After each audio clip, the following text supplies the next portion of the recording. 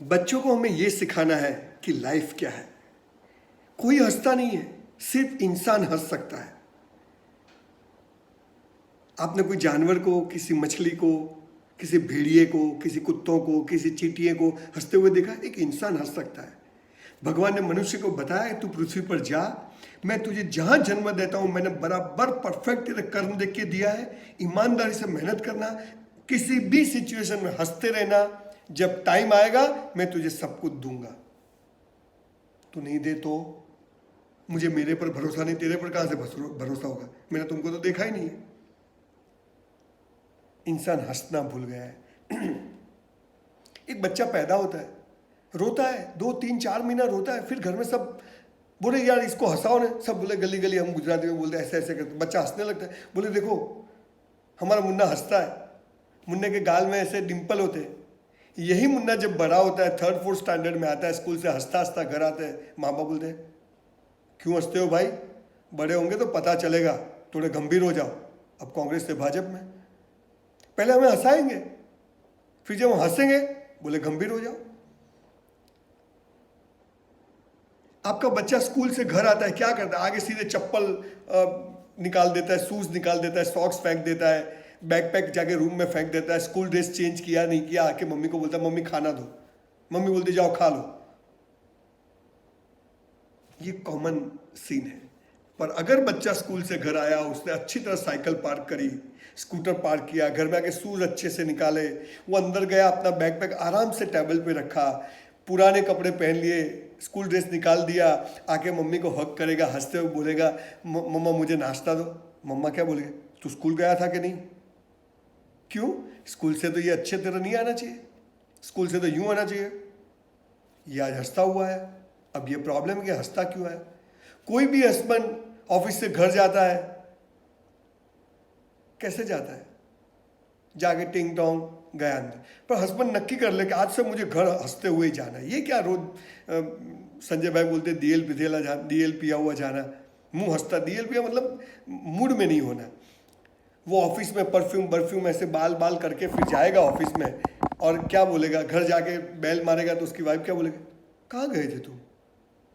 ये रोज तो मूडलेस से आता था, आज हंसता हुआ क्यों आया? टेंशन।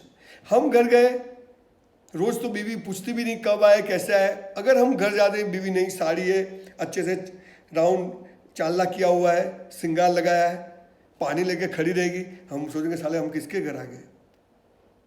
हम मजे में रहते हैं, हम खुश रहते हैं, किसी को अच्छा नहीं लगता है। ये समाज की प्रॉब्लम है। आप किसी संत के पास जाइए, किसी गुरु के पास जाइए, सो कॉल्ड गुरु 50% जो है उनकी, 50% तो बहुत अच्छे हैं। ये देश साधु कुल परंपराओं का देश है, ये साधुओं का देश। साधु इसको चलाते, सिकंदर जैसे लोगों को ठिकाने लगा दिया था, विवेकानंद ने दुनिया में नाम कर दिया। साधुओं पर मुझे बहुत गर्व है। सच्चिदानंद हमारे गुजरात में हुए, ओशो हुए, बहुत अच्छे संत हुए इस देश में, तिरुवल्लुवर हुए, कबीर हुए, नानक हुए। पर 50% ऐसे संत है, कैसे? आप उनके पास जाओ, तेरा कल्याण हो जाए। मैं बोला तेरा कर, पूरा सड़ गया है तू। पर हम बाप जी के पास, गुरु के पास जेब में हाथ डाल के जाएंगे, बाप जी मजे में, बाप जी टेंशन में, ये साल कोई तकलीफ नहीं, ये तो मजे में। क्यों? कि हमारे दुख पर इन लोगों की दुकानें चलती है। आप मजे में रहो, आप खुश रहो, आप जिंदगी को जियो, किसी को अच्छा नहीं लगता है। और इसकी ट्रेनिंग हमें स्कूल से दी जाती है, बचपन से दी जाती है। इंसान नाचता हुआ होना चाहिए। नृत्य उत्सव है, प्रतिदिन उत्सव है, प्रतिदिन को मुझे मस्त जीना है। पर हमारे एजुकेशन सिस्टम देखिए, मैं आपको जरा जस्ट थोड़ा याद कराता हूं। अब देखिए, खाली सोचिए कि क्या हम लोग किस डायरेक्शन में जा रहे हैं। बच्चे हम छोटे होते स्कूल जाते हैं, पहले दिन हम स्कूल गए, तैयार हो गए, हमने अच्छे स्कूल ड्रेस पहना, बो टाई, वो गले में पट्टा होगा जिसमें लिखा होगा ये है, गुम हो गया तो, वाटर बैग होगी, बैकपैक होगा। बच्चा मम्मी को बोला टाटा, बिल्कुल बिंदिया, सब अच्छी तरह, दोनों पौनी अच्छे लिए, बच्चे तैयार हो गए। बच्चा स्कूल जाता है, मम्मी टाटा बाय बाय। और फिर 12 बजे गया हुआ बच्चा या सुबह 9 बजे गया हुआ बच्चा 3 घंटे बाद जब स्कूल से घर आता है, आते ही सब फेंक देता है। उसका काजल पूरा गाल पे आ गया होता है, नाक गंदा हो गया होता है, उसका जो हैंड की लगाया वो टूट गया होता है, वाटर बैग का पट्टे टूट गए होते हैं, वो घर आता है जूते फेंक देता है, कपड़े फेंक देता है, रोता हुआ आता है। फिर दूसरे दिन सुबह माँ बोलती चलो बेटा स्कूल जाना है। 95% बच्चे बोलते हैं नहीं जाना है। क्यों मना करता है बच्चा? कभी सोचा आपने? यहां सत्यानाश हमारा शुरू होता है। ऐसा बहुत बड़ी बात कहता हूं। आपका बच्चा जो स्कूल जाने को मना कर रहा है वो क्या कह रहा है कि एजुकेशन सिस्टम बकवास है, हम समझते नहीं है, इसलिए वो बोलता है मुझे स्कूल नहीं जाना है।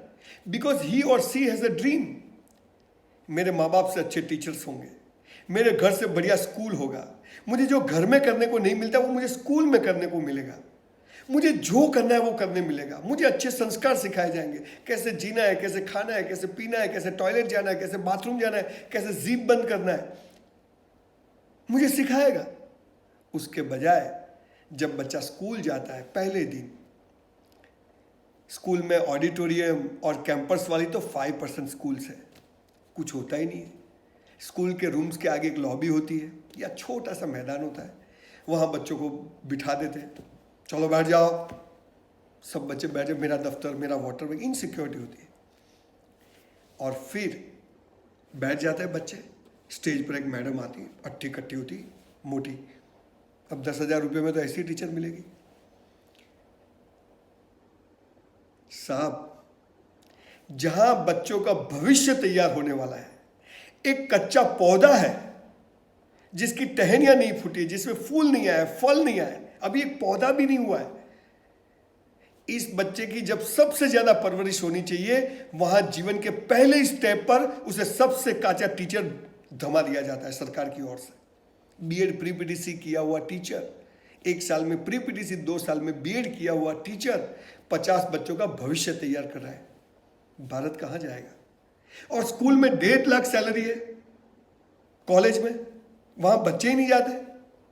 मुझे 1.5 लाख से कोई विरोध नहीं है मेरा।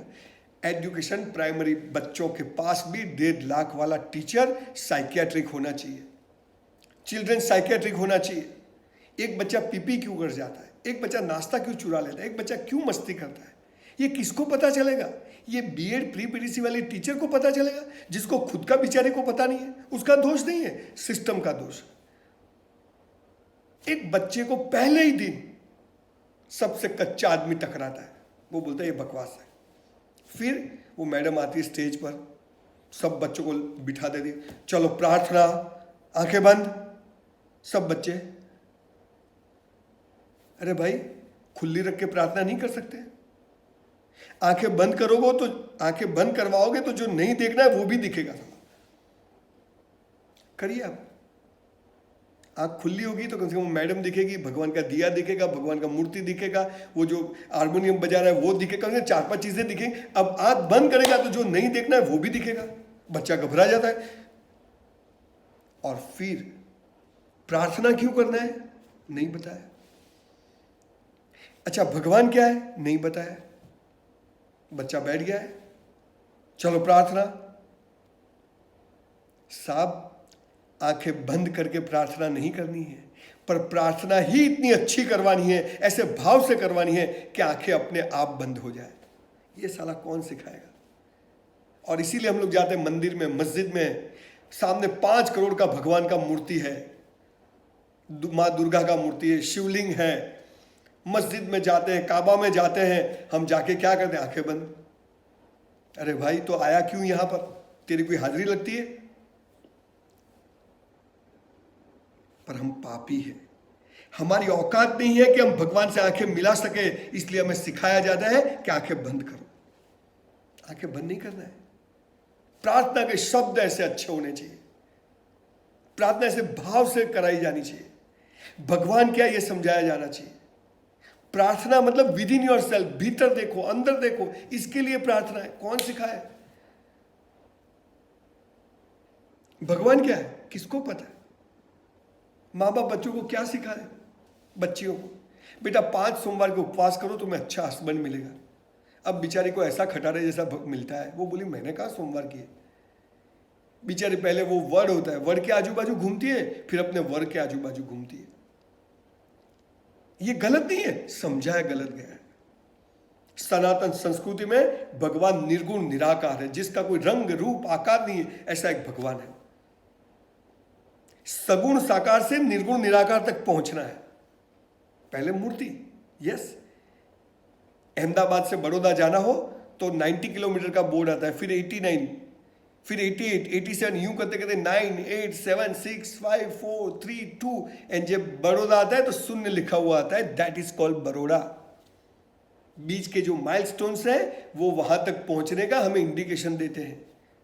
हम जिस ईश्वर में, जिस अल्लाह में जो कुछ भी भक्ति बदगी करते हैं, वो उस ईश्वर तक, निर्गुण निराकार, जिसको इस्लाम में अल्लाह कहा गया, वहां तक पहुंचने का एक रास्ता है। कौन सिखाया हमें? मामला बहुत गंभीर है। न भगवान का पता है, न ईश्वर का पता है, न अल्लाह का पता है, न प्रार्थना का पता है, और बच्चे आ जाते सेकंड थर्ड में। फिर गवर्नमेंट रूल लाती है, इजी एजुकेशन, बच्चों को 8 स्टैंडर्ड तक चढ़ा दो, नो एग्जाम्स। बच्चे आ जाते 8 में विदाउट एग्जाम्स, उनका बेस ही कच्चा रह गया।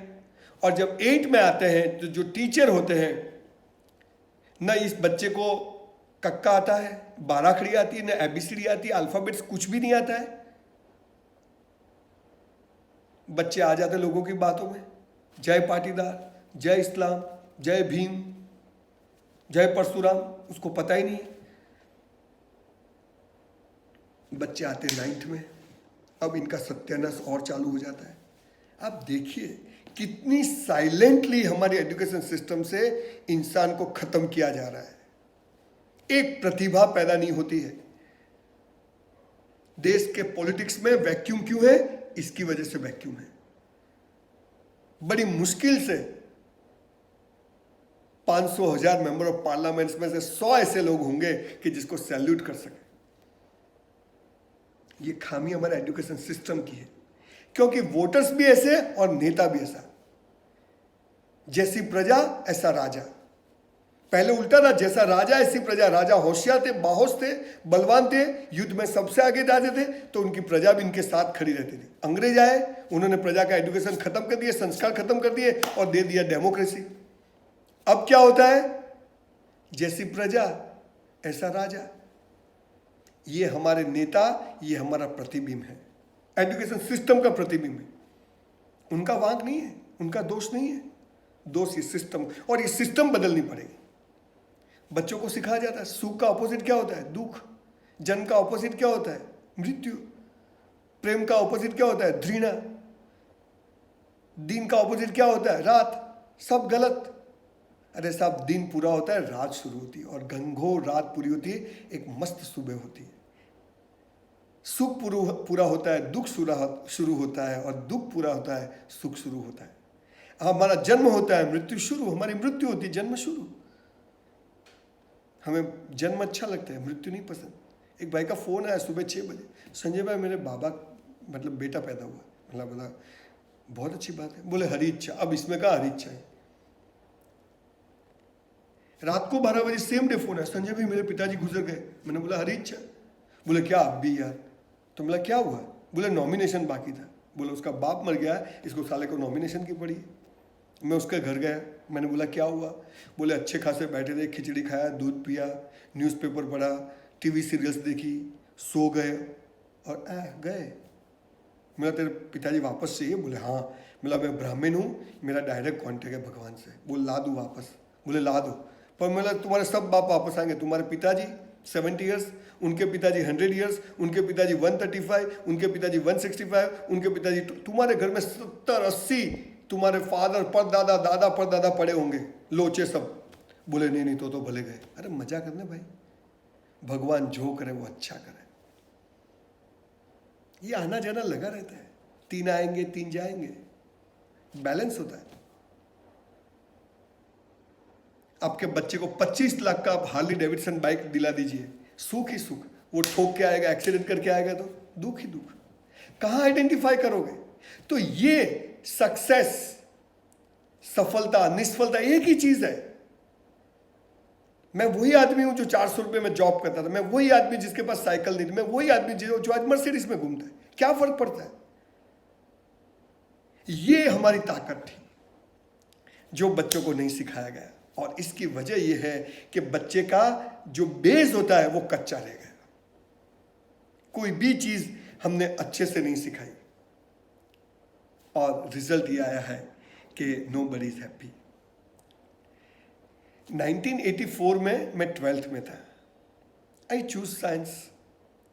आई want to be a doctor, and मैं बहुत इंटेलिजेंट था। हमारे स्कूल के जो 20 टॉपर्स थे उसमें मैं आता था। मैंने 4 ट्यूशन रखे, फिजिक्स, केमिस्ट्री, बायोलॉजी, मैथमेटिक्स।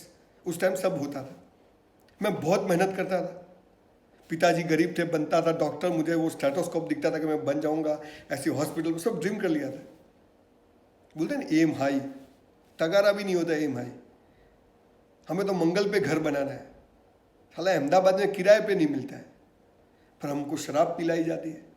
बेटा आइंस्टाइन ने अपने दिमाग का 2% यूज किया था, हम सोचते साला मैं माइनस में हूं कि क्या। हमें पता ही नहीं है।